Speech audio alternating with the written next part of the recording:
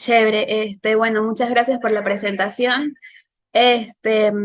Bueno, me presento nuevamente, yo soy Antonella Guerrero, estoy en la computadora y bueno, porque en mi casa no había luz, para que sepan, sobre el nombre que aparece. Y bueno, sí, en efecto, soy activista y participo o soy parte, mejor dicho, de un grupo de apoyo acá en Venezuela que se llama Grupo de Apoyo Linda Loaiza, es para mujeres que han vivido violencia basada en género y bueno, voy a proceder a compartir pantalla, empezar a hablar de mi experiencia y bueno,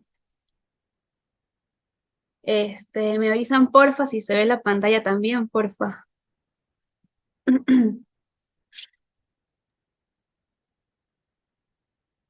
Se ve la pantalla. No, Antonella, compártela. Voy.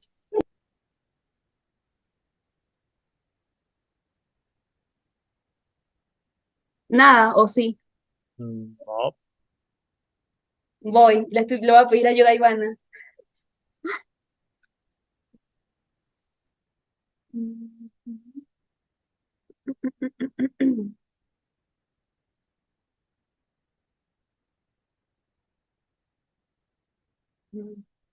Ahora sí.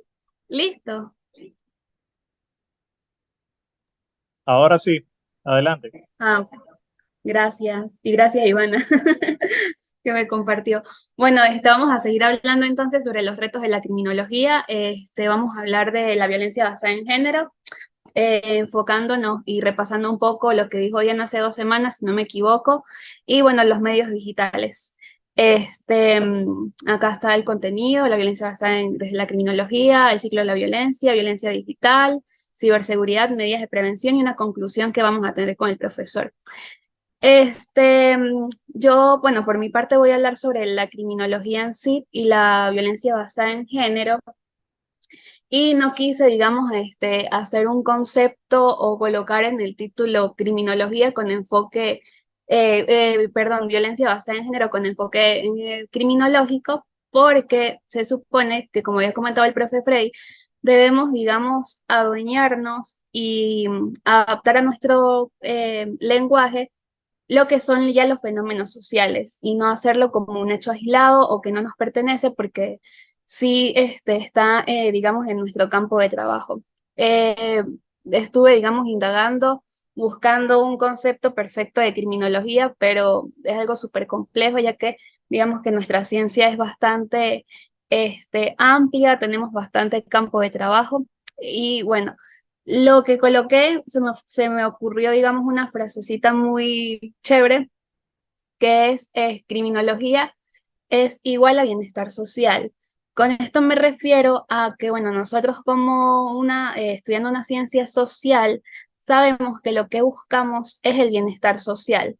Entonces, por lo menos yo enfocándome en mi experiencia en el grupo de apoyo que les comento, que ya más adelante voy a comentar más aspectos sobre es que buscamos brindar una atención psicosocial, yo por mi parte enfocándome siempre desde el ámbito criminológico, respetando, claro, límites profesionales, pero sin olvidarme y sin, digamos, menoscabar lo que me corresponde como estudiante de criminología y futura criminólogo. En esta atención psicosocial, como les comento, desde la criminología buscamos pues el bienestar, en este caso, de las sobrevivientes de violencia basada en género.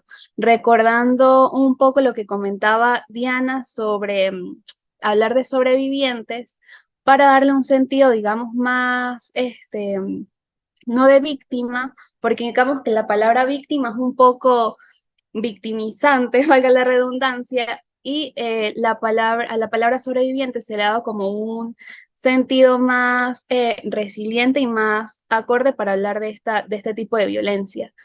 Entonces, bueno, a mí me gusta decir que por lo menos en el grupo de apoyo, yo que soy la primera estudiante de criminología en este espacio, por lo menos en Mérida, por lo menos yo le doy un enfoque innovador desde la criminología, lo que estoy comentando. Busco, digamos, tener un espacio ameno, lleno pues de armonía, y donde lo que se busca es la calidad de vida de las sobrevivientes que participan en este grupo de apoyo. Acá es muy importante mencionar que si bien no es que se llame Grupo de Apoyo Linda Loaiza y es exclusivamente para sobrevivientes de violencia basada en género. De hecho, hay participantes que no han, digamos, sufrido este tipo de violencia, pero si bien necesitan hacer una catarsis emocional, y bueno, esto es lo que se busca, pues. Y repitiendo, la criminología justamente busca eso, en eso es lo que me enfoco, en el bienestar social. No es excluyente, digámoslo así, cualquier otro tipo de experiencia de vida que pueda tener una mujer en este grupo, sino que se busca darle, pues brindarle esa atención psicosocial que amerita. Por lo menos en el grupo de apoyo se hacen remisiones a psicólogos y psiquiatras, también hay atención jurídica, lo cual es muy importante.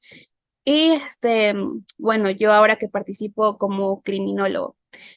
Acá, digamos que inventé una frasecita también, muy rápidamente, que está enfocada en la criminología, en este ámbito que estoy hablando, que es, si queremos una sociedad armoniosa, necesitamos o debemos tener ciudadanos felices. Entonces, esto es algo muy subjetivo, algo muy mío, desde como yo veo la criminología, pero siempre debemos buscar eso, que los ciudadanos tengan una calidad de vida, un bienestar integral y poder así trabajar por una sociedad pues mucho mejor, que eso es lo que buscamos y queremos.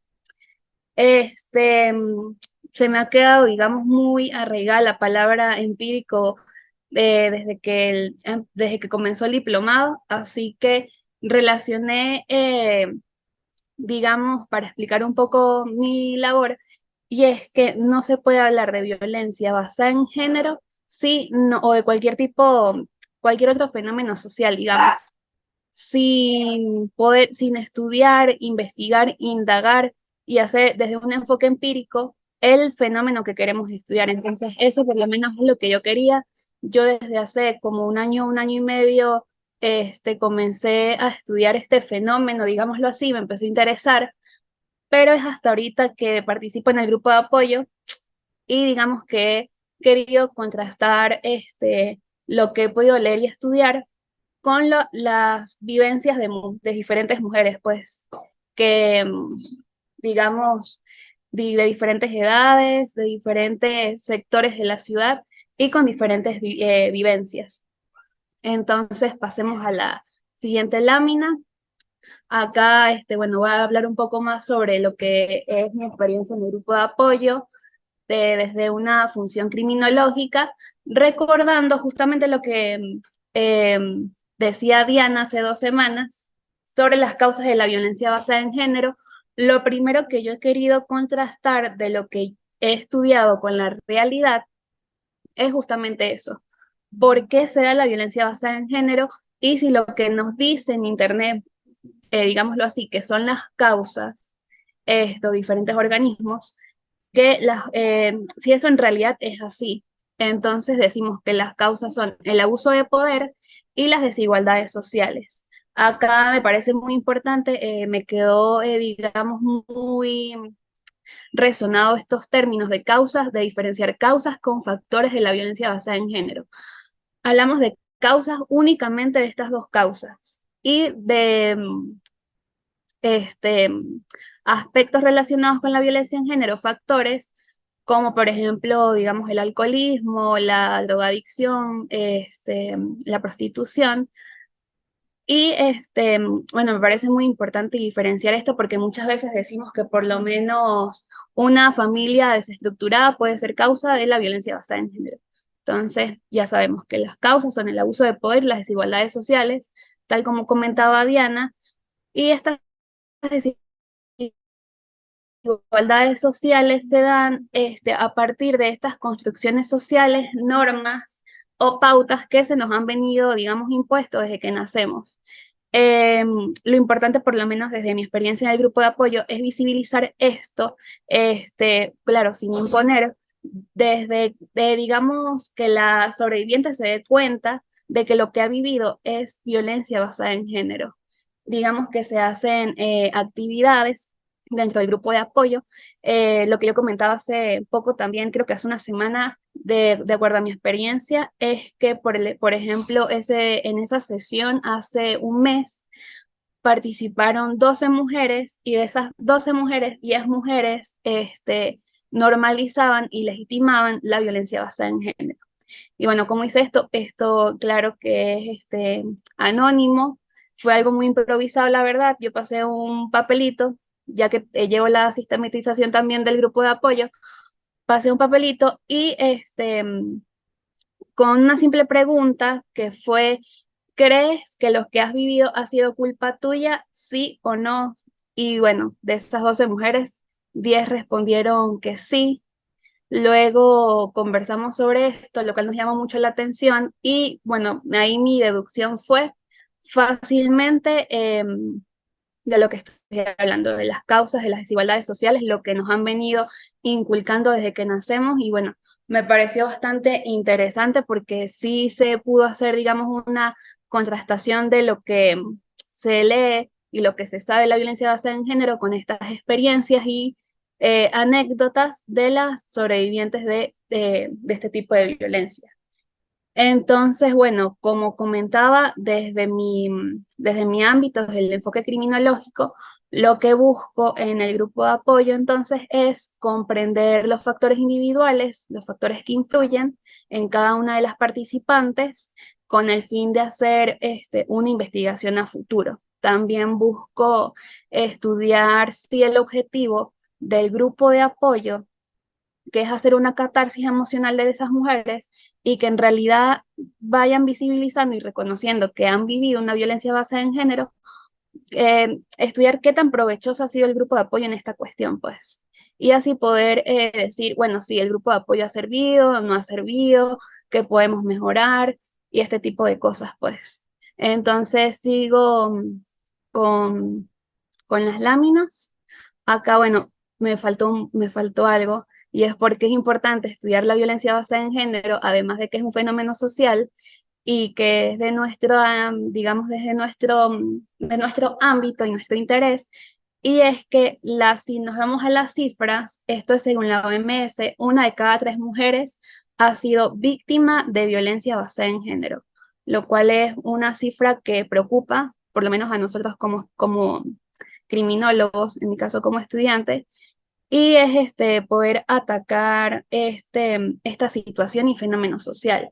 Si bien, como comentaba el profesor Freddy, hablar de prevención en realidad es algo muy complejo, pero considero que si se trabaja desde nuestro, digamos, desde nuestro metro cuadrado, se pueden ver diferencias. Y lo importante es visibilizar que la violencia basada en género es una problemática que está muy latente en la sociedad.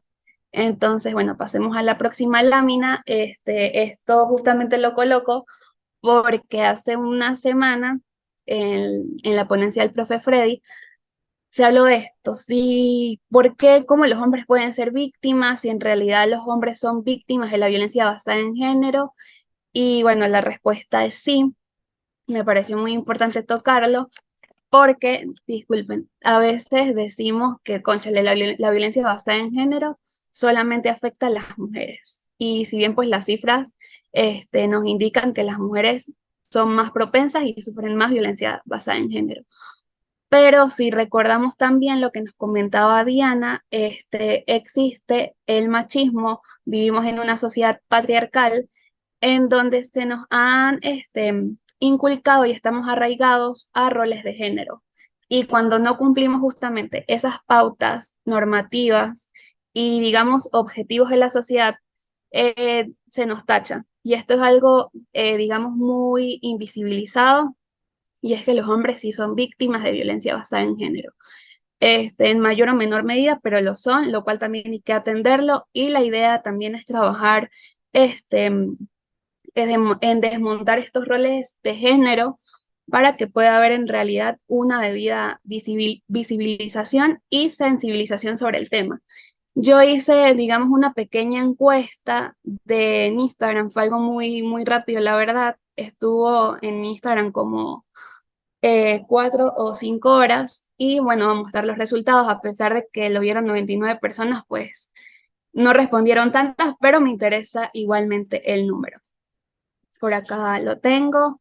Me dicen si se ve, porfa. Bueno, esta fue la pregunta. Algo también muy improvisado. La pregunta fue, ¿han sido juzgados por no seguir roles de género? En esta encuesta rápida de Instagram participaron, lo vieron 99 personas, como les comentaba, y participaron, vamos a contar rapidito, 10, 11, 17 personas, de las cuales, bueno, no comenté las respuestas que yo que coloqué, y la primera era varias veces, nunca, no lo he percibido, y sí, pero no me importa. De esos 17 que participaron, a pesar de que son pocos, pero lo importante es que participaron y que tengo un número, de esos 17, 9 votaron que varias veces, uno votó que nunca, probablemente ni siquiera sabe qué es eso, sería bueno hablar con él sobre esto. Un voto a no lo he percibido y 6 participantes votaron sí, pero no me importa. Yo también coloqué en esta imagen si, pues si querían contarme sus experiencias, me respondieron 2 personas, 2 hombres. Una de ellas, pues, una persona que conozco, es un amigo, y me colocó, bueno, creo que no hace falta mencionar todo esto, yo sé lo que ha vivido en realidad por no cumplir esos estereotipos de género, hasta dentro de la facultad, por ejemplo, y dice, resumámoslo en hombres, con cabello largo, él tiene el cabello largo, lo tiene teñido, y en entornos académicos y formales. O sea, ahí es donde ha sufrido, digamos, se ha sentido juzgado. Y que antes él estudió en un seminario y en un colegio donde los odian por los mismos aspectos, cabello largo. Algo bastante peculiar, pues, y visible.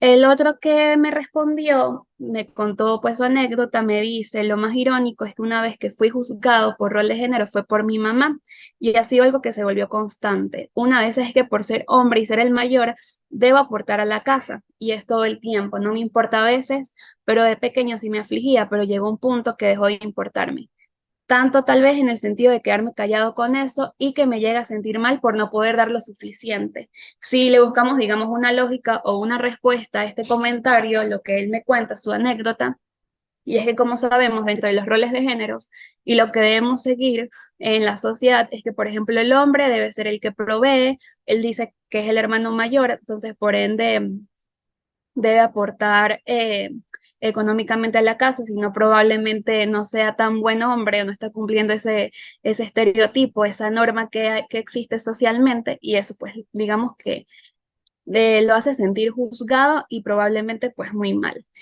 Y en ocasiones fue por bullying del bachillerato y me decían que era muy delgado y que no servía para deportes. Esto es algo que también se ve mucho, por lo menos a las mujeres, pues también podemos decir que sufrimos de este tipo de comentarios.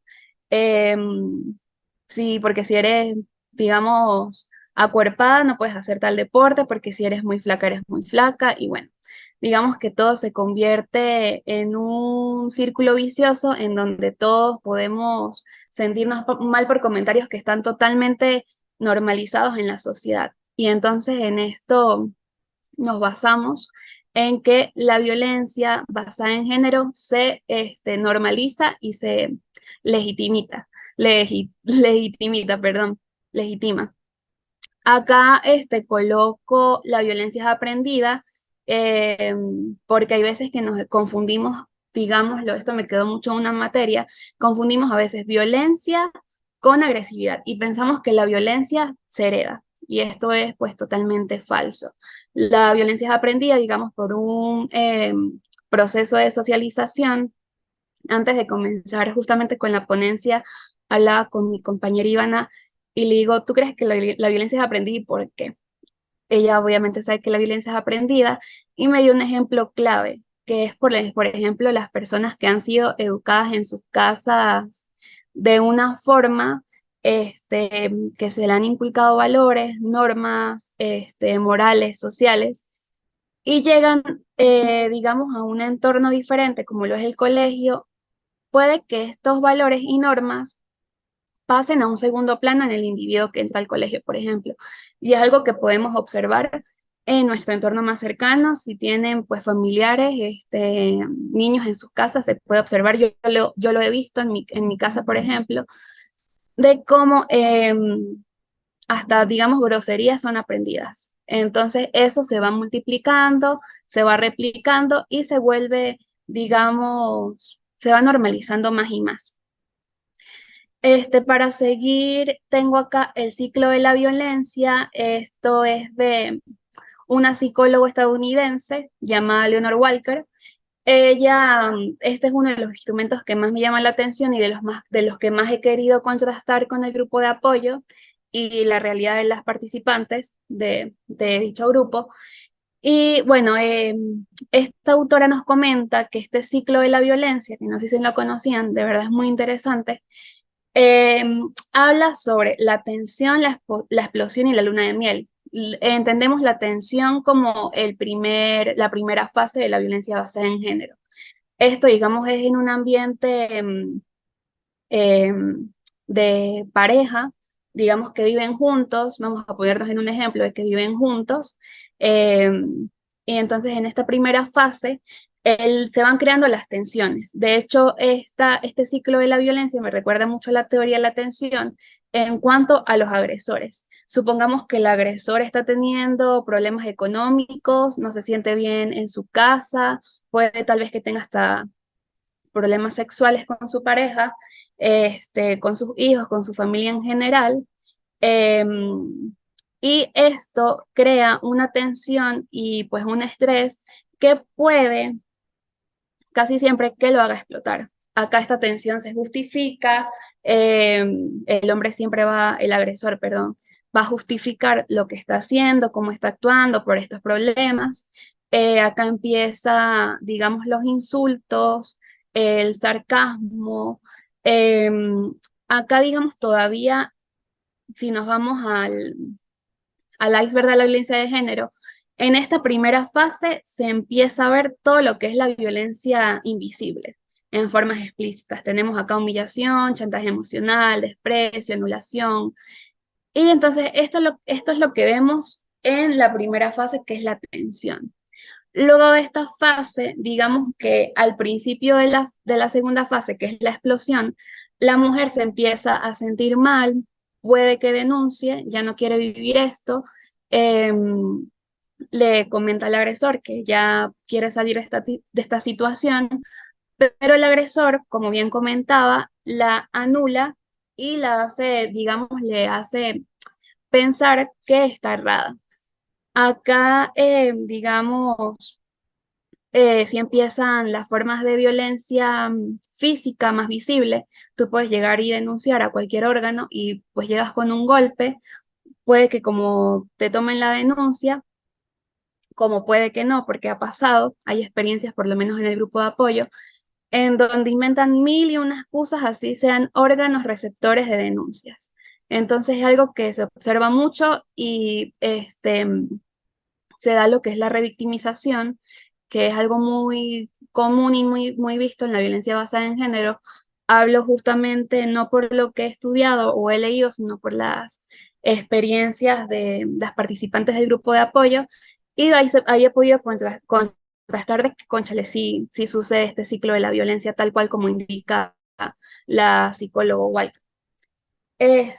Ya en la tercera fase, que es la última, eh, se llama luna de miel. Entonces acá empiezan los regalos, el agresor promete que va a cambiar, que va a hacer un esfuerzo, empieza a manipular a la víctima, algo muy común de las participantes del grupo de apoyo, digamos que es algo como muy repetido, esa experiencia, ¿sí? Es que la manipulan por cuestiones económicas y por, digamos, que les dicen, cónchale, no me puedes abandonar, me voy a suicidar, no puedes hacer esto, que los hijos, que la familia. Y la víctima, la sobreviviente, acá queda, digamos, como entre la espada y la pared. Entonces dice, en realidad debo quitar la denuncia, puede que yo esté loca, porque es lo que ha hecho esa manipulación constante del agresor hacia la víctima. Y entonces empieza la dichosa luna de miel, la víctima, digamos que lo perdona, pero es muy importante tener en cuenta que este ciclo eh, se intensifica cada vez más y se repite. O sea, no es que por ser la tercera fase va a culminar ahí, sino que puede que siga y se convierta en realidad en un círculo vicioso. Por ende, se llama pues ciclo de la violencia. Este, Acá, como comentaba, está el iceberg de la violencia eh, y el modelo ecológico. Son dos, digamos, herramientas que quería explicar, de las cuales también he hecho pues mucho énfasis y he querido comprobar si en realidad es así o no. Eh, el iceberg de la violencia de género también es una herramienta muy utilizada en el grupo de apoyo, al igual que el violentómetro, el cual lo comentó Diana en su ponencia. El iceberg de la violencia de género pues indica que hay una violencia invisible que se da mediante formas implícitas, y está ya la violencia visible, que digamos que es lo que todo el mundo ve, que es cuando hay una alerta y cuando podemos decir que no se ha empezado a prevenir desde esta violencia invisible que todo el mundo, digamos, pues menoscaba. En esta violencia invisible sí se ve de formas explícitas, por ende, pues digamos, valga la redundancia, es visible. Y es cuando la gente pues comenta que no sé qué es lo que ha pasado, que fue de repente, y en realidad la violencia por lo menos la violencia basada en género es prevenible, justamente porque podemos empezar a trabajar con estas formas implícitas de violencia basada en género y poder acatarlas. En estas formas implícitas o la violencia invisible tenemos la humillación, el chantaje emocional, el desprecio, el control, la publicidad sexista, la anulación, el lenguaje sexista. También está la cosificación, que es algo que acá no nombran, pero me parece muy importante mencionar, porque es algo muy también, como es parte de la violencia, es muy normalizado, y es que se piensa que la mujer debe ser tratada como un objeto. Y no es que sea una norma que te van a decir la mujer tiene que ser tratada como un objeto, sino que es algo implícito, tal como lo dice el iceberg de la violencia. Entonces empiezan, digamos, los comentarios que estaba mencionando hace un momento, y es de acuerdo a cómo es el cuerpo de la mujer, cómo pues debe comportarse y cómo, tal como dice la palabra, se cosifica y se, digamos, se valida simplemente por su físico, tomando esto como ejemplo. Y la violencia visible, que son las formas explícitas, tenemos las amenazas, los insultos, los gritos, la violación, el abuso sexual, la agresión física y, al igual que en el violentómetro, por último, el femicidio. Este, mm, para seguir y mencionar algunos ejemplos o experiencias del grupo de apoyo en cuanto a las participantes, hay una que me llama mucho la atención, porque ella tiene, digamos, un completo, no sé cómo llamarlo, la verdad, pero sufre de distintas violencias basadas en género, las cuales también comentaba Diana, ya que está la física, está el abuso sexual, está también la violencia patrimonial, y ella me llama mucho la atención porque, a pesar de tener todas estas formas explícitas, que empezaron como formas explícitas, cómo empezaron a reproducirse y cómo está aún viviendo todo este tipo de violencia, la ha normalizado y la sigue legitimando. De hecho, una primera tarea, o digamos la responsabilidad que se le dio a ella, es por lo menos empezar a decirle a su expareja, porque digamos, salir de ese círculo es bastante complejo, es lo que se busca en el grupo de apoyo, visibilizar esto y que ella empiece a entender que esa persona con la que estaba ya no forma parte de su vida. Ya, digamos, por lo menos en la parte legal, ya empezó, digamos, a ver la luz. Entonces, por ende, se va trabajando en esto que estoy mencionando, que es la catarsis emocional, el bienestar emocional también y psicológico. y cómo se pueden dar desde estos espacios, pues, responsabilidades a las sobrevivientes para poder ver una mejoría. Voy a tomar agua, disculpen.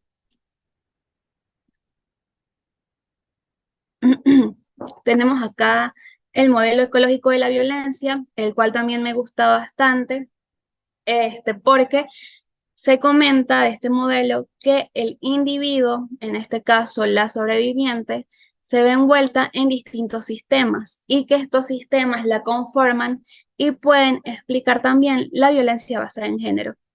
Esto es, digamos, no repetir un poco más de lo mismo, pero para entenderlo, irlo entendiendo mejor y de forma diferente, de la violencia basada en género.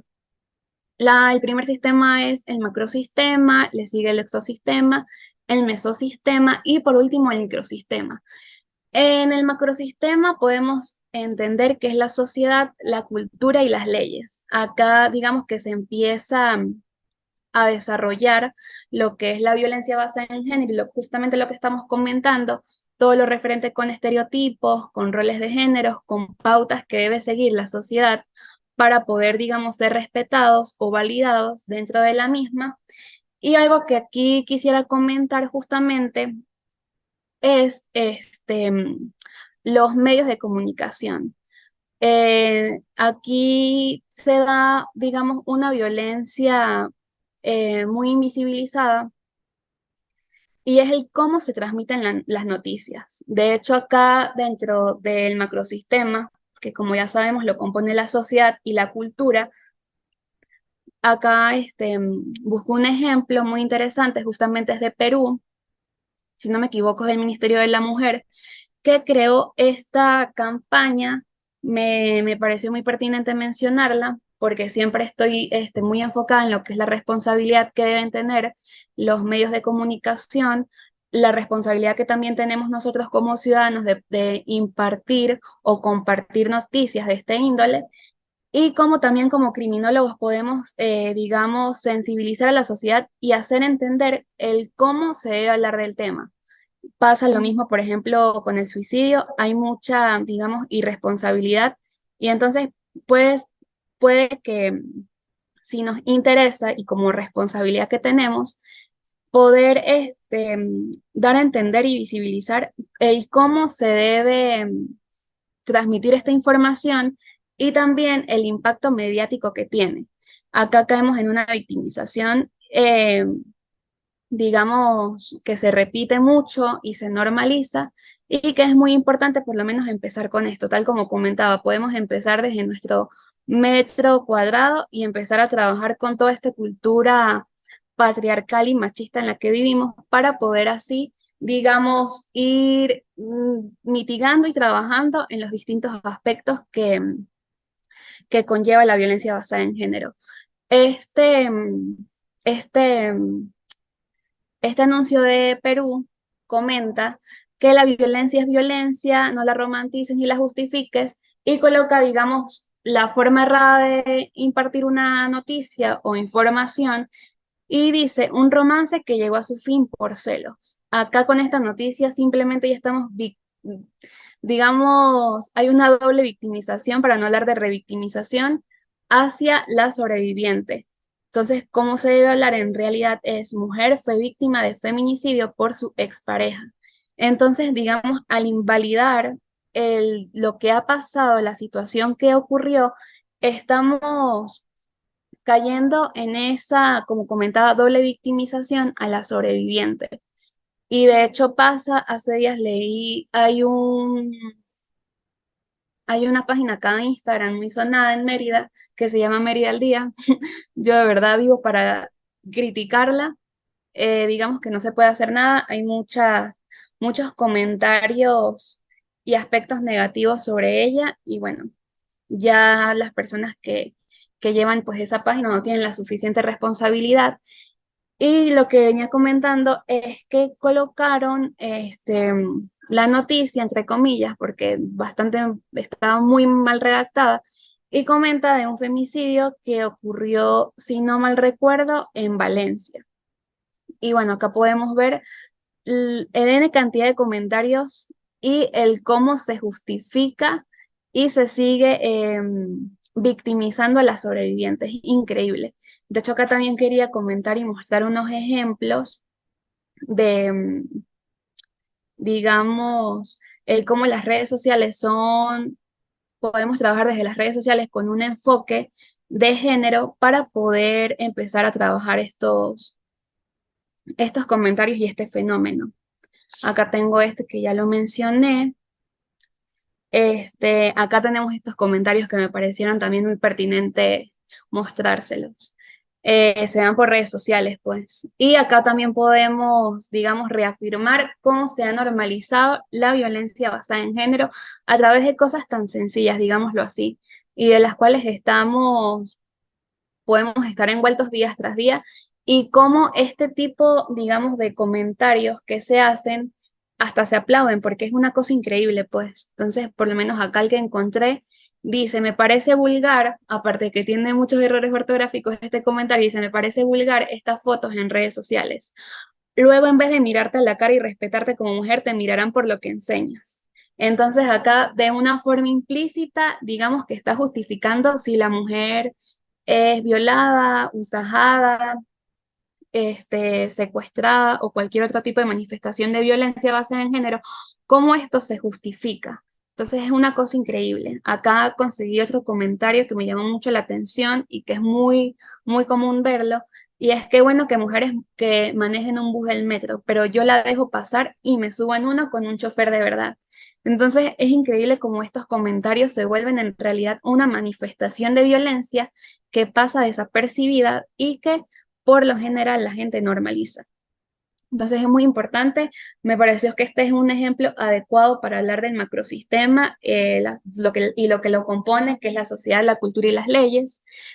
Luego tenemos el exosistema, que está la comunidad digamos que sigue legitimando este tipo de violencia, estos roles de género, los estereotipos, esas pautas preestablecidas, y como la misma comunidad, las mismas personas que la conforman, se enfocan de juzgar a las personas que no cumplen con esto que he ido mencionando. Entonces, digamos que se sigue reproduciendo e intensificando.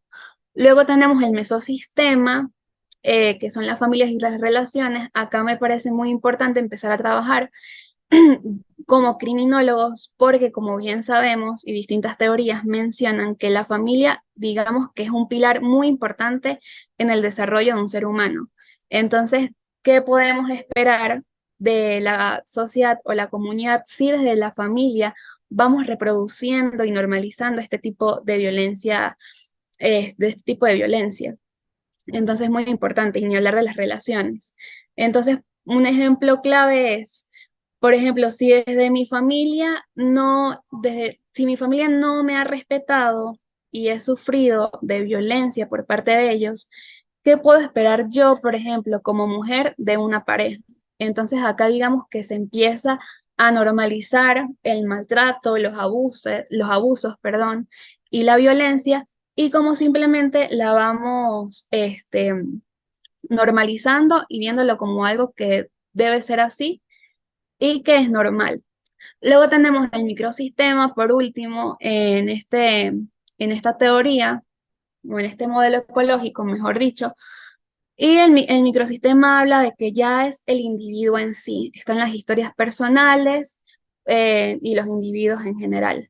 Acá, por lo menos desde mi experiencia en el grupo de apoyo, desde este ámbito, bueno, estamos trabajando justamente con esas historias personales y lo contrastamos, bueno, yo por lo menos lo que he ido haciendo, cómo este microsistema se puede explicar desde el mesosistema, el exosistema y el macrosistema, por lo que he venido comentando justamente, cómo esas historias compartidas por las sobrevivientes se pueden ir explicando a través de esa normalización de la violencia basada en género.